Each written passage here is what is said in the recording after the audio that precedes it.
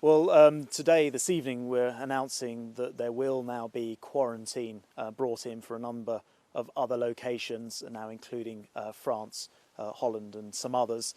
And that's because we've absolutely worked so hard to make sure that we're keeping our numbers down here, and we can't afford to sort of re-import those cases from elsewhere.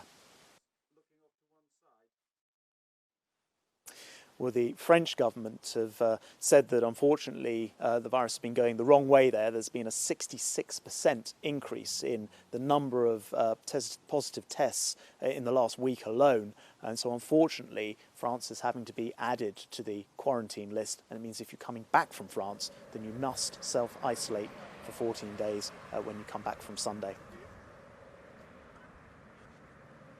Yes, people who are in France or indeed Holland or one or two other places that we're announcing this evening who are added to the quarantine list, we're saying to people you can stay and finish your holiday, but you have to be aware you will have to quarantine after that, and that is mandatory, I'm afraid, because we do need to protect the lower rates we've managed to establish in this country.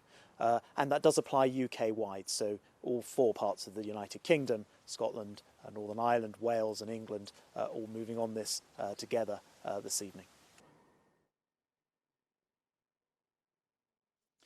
It does, I'm afraid, mean that people, when they return to the UK, if that is after 4 a.m. on Saturday morning, it does mean that they would need to quarantine for 14 days. And that is a requirement by law.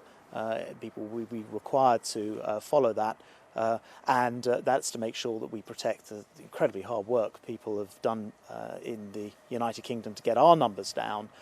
We've seen the numbers starting to rise, and we want to make sure that we keep those suppressed for everybody.